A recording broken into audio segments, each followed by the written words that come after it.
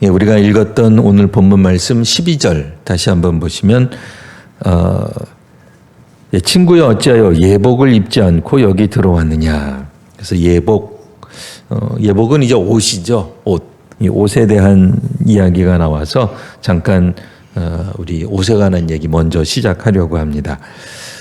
그 허드슨 테일러라고 하는 선교사가 있었습니다. 이분이 이제 중국 선교사였는데 언제 활동했냐면 이제 1854년 어간에 이제 활동했던 중국에서 활동했던 선교사입니다. 그러니까 지금으로부터 대략 한 170년 전쯤 되는 그때에 활약했던 분입니다.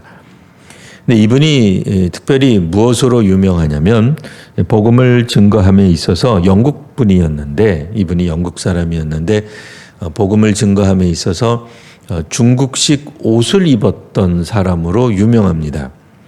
오늘날 우리들이 생각하면 아니 중국 가서 선교하는데 중국식 복장을 입은 게 뭐 그렇게 대단하겠느냐, 뭐가 그렇게 놀라운 일이냐라고 생각할지 모르겠는데요. 뭐 170여 년 전만 하더라도 한번 상상해 보십시오. 나라들마다 백성들마다 입는 옷이 달랐습니다. 다릅니다. 오늘날 우리들이 생각할 때 사극 그러면 사극 옷이 달라요. 사극에 나오는 모든 출연진들이 입는 옷이 다릅니다. 지금은 우리가 뭐 평복, 뭐 혹은 예복, 혹은 외출복, 잠옷, 이렇게 이야기를 한다 하더라도 소위 말하는 우리 한복 같은 옷은 별로 없어요. 그냥 현대식 복장을 다 입습니다.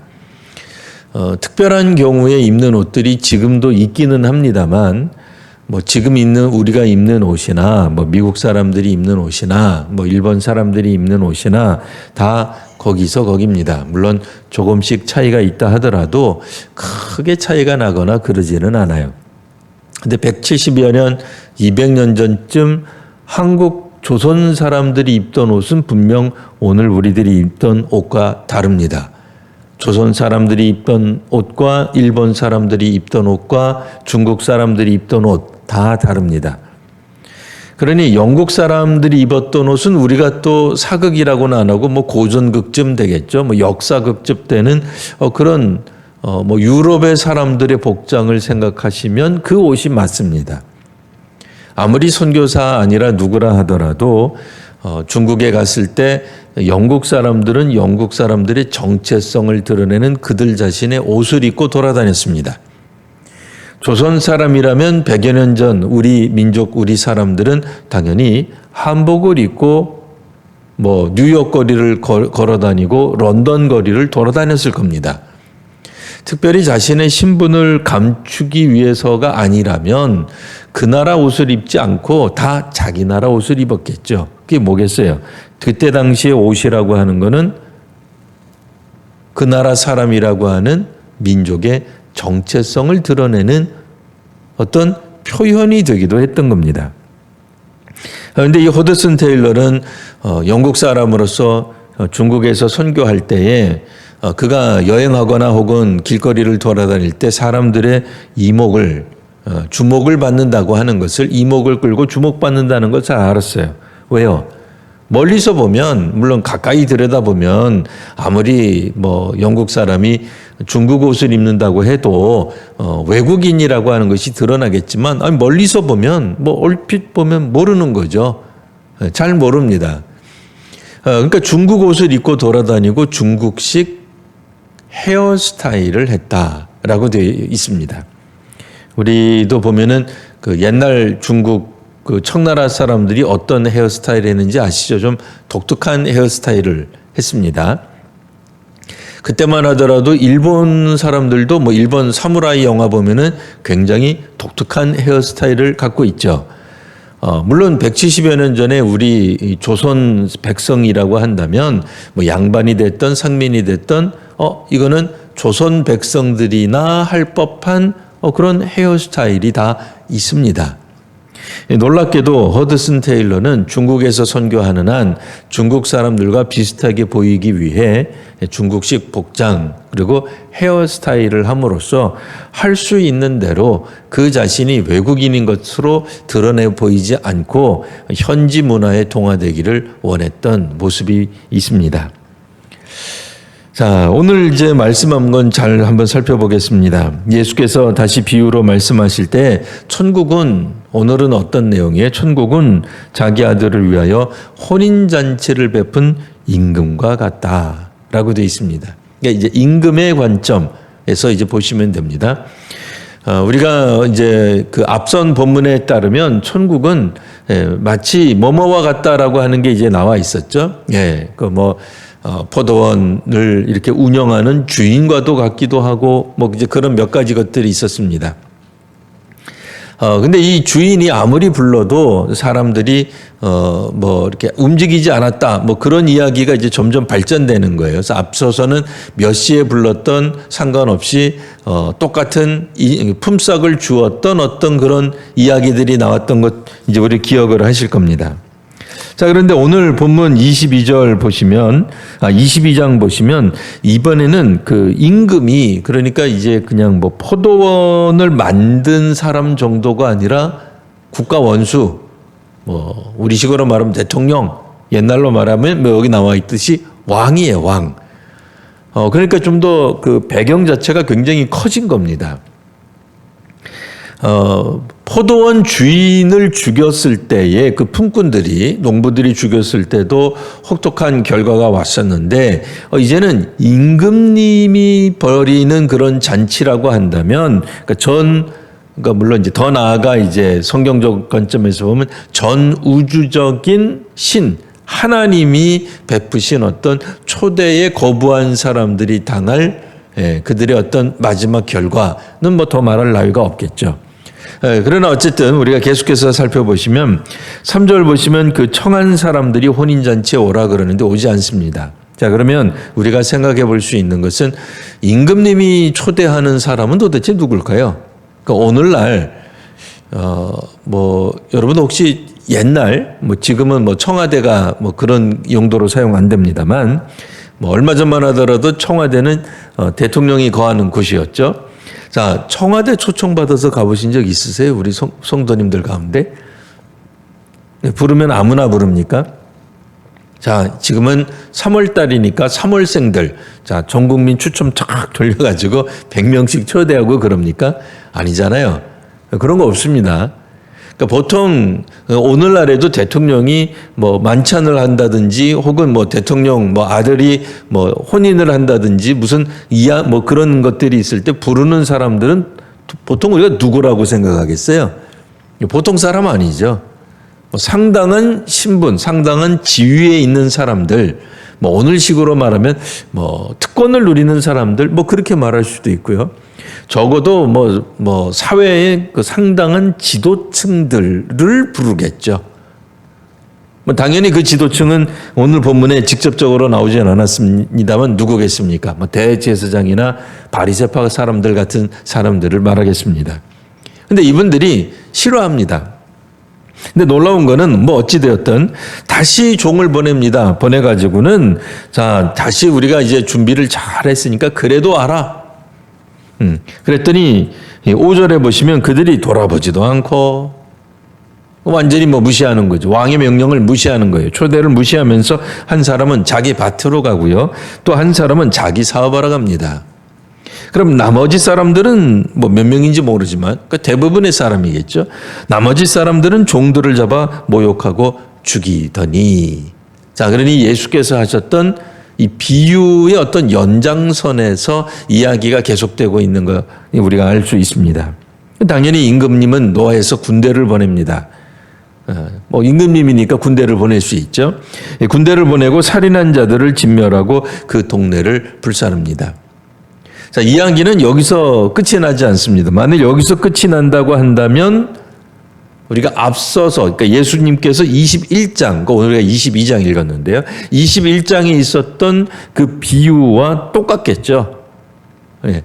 근데 마치 요즘 우리 드라마 보면은 시즌 1 뭐 그래가지고 뭐 어떤 이야기가 막 전개되다가 드라마가 이 좀 끝이 밍숭맹숭하고 끝나요. 뭔가 좀 찜찜해요. 그 다음에 뭐가 있을 것 같아요. 아니네 다를까.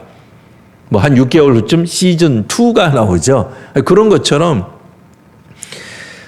이 주인의 아들을 죽였던 사람, 그러니까 오늘 이제 22장에서는 임금님이 보낸 종들을 죽였던 사람들에 대해 이제 주인이 혹은 임금님이 보복하는 이야기에서 끝나는 것이 아니라 그 다음 이야기가 계속 전개되는 거예요.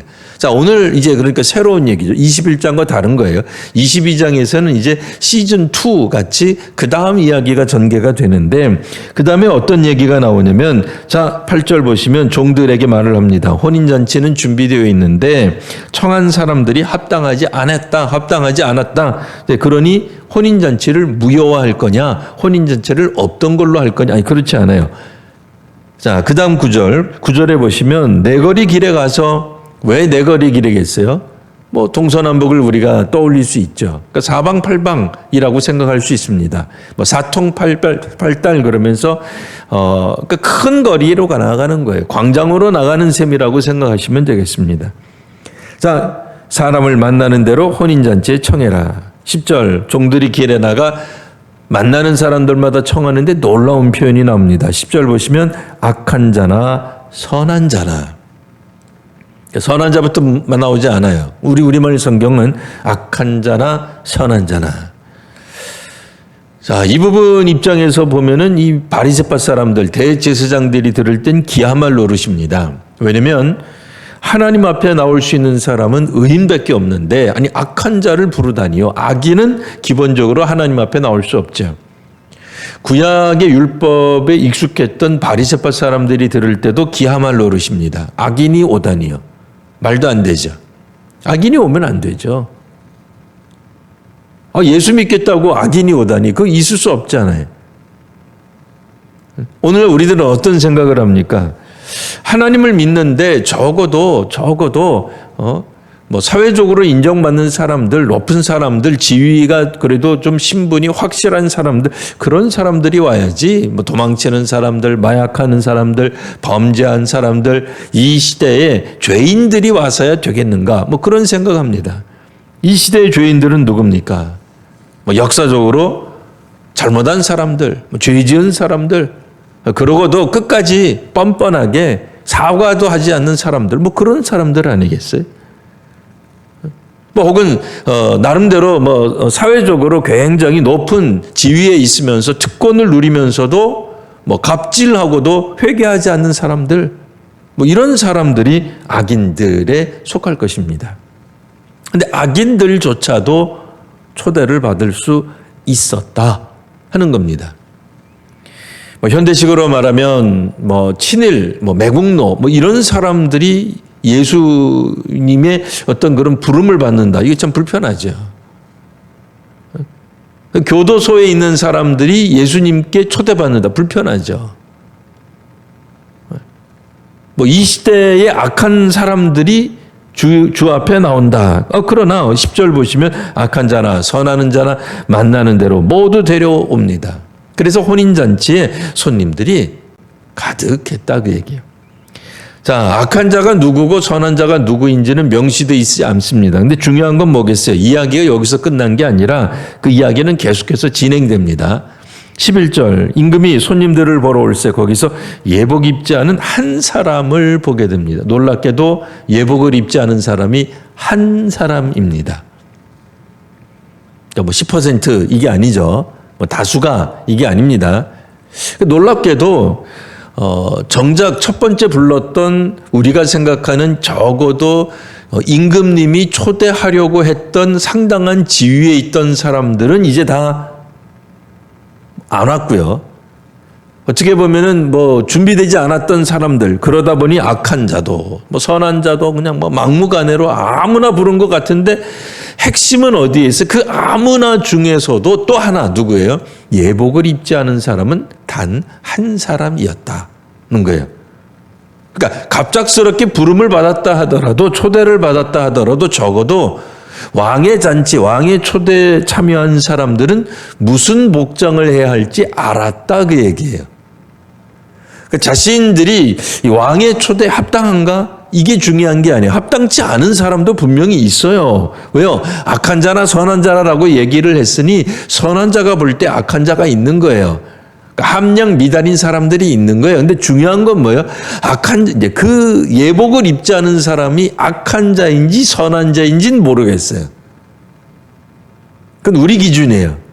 근데 임금님이 볼 때의 기준으로 문제 삼은 거는 예복 입지 않은 사람을 문제 삼은 겁니다. 놀랍게도 악한 자들 중에 뭐 전부 만일 그 예복 입지 않은 사람이 악한 자라고 한다면 악한 자가 100명이 왔어요. 그럼 99명 악한 자는 그래도 예복 입고 왔다 그 얘기예요. 이번에는 선한 자가 100명이 왔어요. 근데 선한데 99명은 다 예복을 입고 왔는데 선한데 예복 입고 오지 않은 사람이 한 사람 있다는 거예요. 그 사람이 선한 사람인지 악한 사람인지는 모르겠어요. 근데 중요한 건 뭐예요? 한 사람이 예복을 입지 않았어요. 임금님이 문제 삼는 거는 선하냐 악하냐가 아니에요. 초대를 먼저 받았었느냐 안 받았느냐가 아니에요. 나중에 초대를 받았다 한다 하더라도 그 사람이 초대받을 당시에 선했던 악했던 지금 임금님이 문제 삼는 건 뭐예요? 예복을 입었느냐 안 입었느냐 그 얘기다 얘기예요. 12절 친구여 어찌하여 예복을 입지 않고 여기 들어왔느냐라고 할 때에 그가 아무 말도 못해요. 자 여기에 이제 중요한 내용이 있는 거죠. 그 사람도 아무 말 안 했지만 나머지 사람들도 저거는 타당한 지적이다라고 생각했을 거라는 거죠.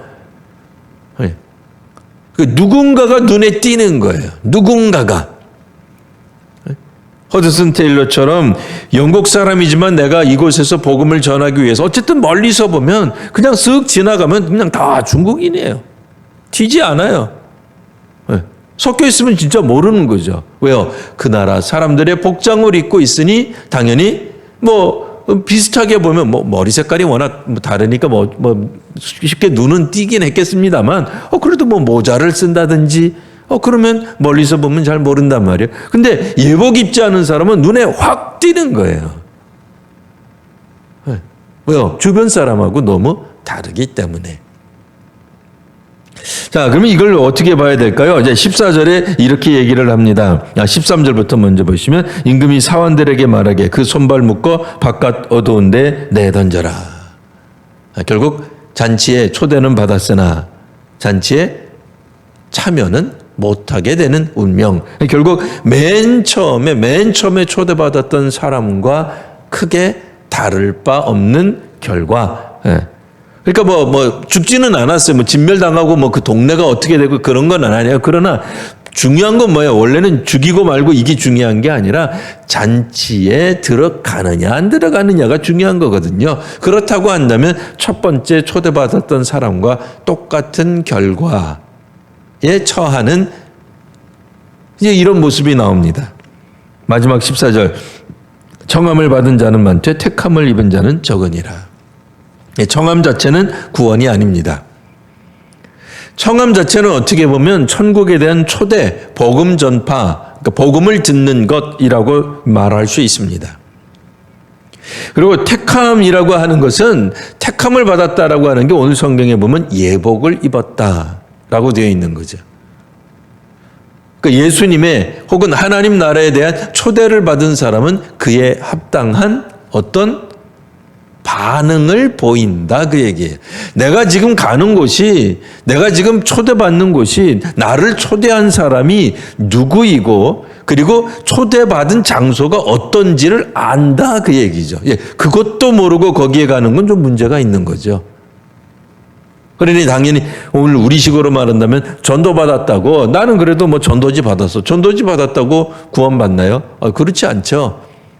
전도지를 받고 그리고 누군가에 의해서 우리가 복음을 듣고는 그가 소개하는 먼저 믿은 사람들이 소개하는 예수님에 대해 기독교에 대해 정말 진지하게 생각하고 응답하고 그 예수님의 부르심에 예수님이 하시는 말씀에 맞게 살도록 우리가 우리 자신을 바꾸는 거죠. 모습을 바꾸는 거예요. 평상시 입던 옷이 아니라 예복을 입고 가는 거예요. 그러니까 일상적으로 살아가던 사람이라 하더라도 지금 오늘 성경엔 뭐겠어요? 하나님 믿는 백성으로 복장이 바뀌는 거죠. 물론 이제 우리야 뭐 일상생활 하다가 토요일에 뭐 결혼식에 가는 거긴 합니다만, 그런 뭐 일주일만 우리가 딱 산다고 생각해 본다면 우리 일주일의 삶이에요. 그 중에 하루의 삶이에요. 내가 누구의 부름을 받아 누구의 초대를 받아 어떤 형태로 살아가느냐, 그게 우리의 전 일생이라고 또 생각해 보세요. 임금님께 초대를 받아 그 잔치에 참여하는 것이 우리 일생 전부라고 한다면, 하나님의 백성은, 그리스도인은, 그리스도의 제자는, 예수 믿는 사람은 하나님의 부르심에 따라 복음에 합당한 삶으로 살아가는 것, 그걸 말하는 거예요. 허드슨 테일러가 나는 영국 사람이니까 영국인의 정체성을 가지고 세계 어느 나라를 가든 나는 영국식 복장을 입고 살리라. 그거 누가 뭐라 그러겠어요? 왜요? 그 시대만 하더라도 영국이 상당한 권세가 있는 나라였어요. 그러니 영국인이 얼마나 자랑스럽겠어요. 내가 영국 사람이다 이거예요. 얼마나 그 영국 사람으로서 옷 입고 다니는 게 뭐가 문제? 아무 문제 없어요. 그래서 실제로 허드슨 테일러 같은 경우에는 이 중국 사람의 옷을 입는 것에 대해 그 선교단체에서 상당한 문제가 많았어요. 네. 저러다가 저 사람 중국으로 귀화하는 거 아니냐? 네? 왜 우리 영국인의 이 위신을 떨어뜨리느냐? 네. 그렇게 생각하지 않았어요. 근데 테일러는 내가 여기서 전도하는 한 나는 이 사람들이 조금 더 나를 편하게 여길 수 있는 그런 복장으로 살겠다. 결단한 거죠. 우리가 주의 말씀을 듣고 주의 백성으로 살아가고 주의 잔치의 부름을 받았다면 그 잔치에 합당한 소위 말하는 예복을 입고 준비하고 갈 것 아니냐, 그 얘기. 청와대 만찬에 초대를 받았는데 뭐 수영복 차림으로 갈 사람이 어디 있어요? 이상하잖아요. 그거 안 이상하겠어요? 네? 그 나를 도대체 누가 불렀는지 무슨 시간에 불렀는지 모르고 가는 거죠. 뭐 우리가 어디 뭐 휴양지 가가지고 뭐 잠깐 뭐 우리 뭐 저 앞에 있는 수영장으로 다 나와라. 그러면 그때야 수영복 입고 가는 게 맞죠. 100번 맞죠. 이 모임의 성격이 뭔지, 목적이 뭔지, 왜 모이는지 알고 가는 거죠. 그리스도인으로 살아간다는 것, 그리스도의 제자가 되는 것, 하나님 백성으로 살아간다는 게 뭔지를 아는 사람이 입는 것, 행동하는 것, 그게 오늘 성경에 나온 예복이라고 말할 수 있습니다. 우리 모두가 다 그렇게 살아가죠. 당연히 그렇게 살아갑니다. 교회 오기 위해서 적절한 옷을 입습니다. 뭐 교회 예배당 나오기 위해서 딱 맞는 옷, 뭐 그런 건 꼭 있는 건 아니죠. 그러나 적어도 우리가 할 수 있는 제일 뭐 어쨌든 깨끗한, 뭐 우리가 우리 자신을 뭐 남들이 볼 때도 괜찮아 할 수 있는 그런 정도의 옷은 뭐 입고 가죠. 그런 것처럼 여기서 옷을 말하는 게 아니에요. 옷을 말하는 게 아니라 삶의 태도를 말하는 겁니다. 하나님 백성으로 살아가는 삶의 어떤 자세, 태도, 정체성을 가지고 그 모임에 간다, 그 얘기. 그래서 그 모임에 가려고 하면 당연히 거기에 맞는 합당한 어떤 조건, 그게 뭐겠어요? 첫 번째는 초대를 받아야 갈 거 아니겠어요? 초대를 안 받았는데 못 가죠. 초대를 받았단 말이에요. 그러면 그 모임의 성격이 뭔지 알고서 가는 거예요. 하나님의 초대, 뭐 선지자를 통한 초대, 예수 그리스도를 통한 초대, 혹은 예수님의 제자들을 통한 초대, 하늘나라에 대한 초대를 받은 사람들은 거기에 합당한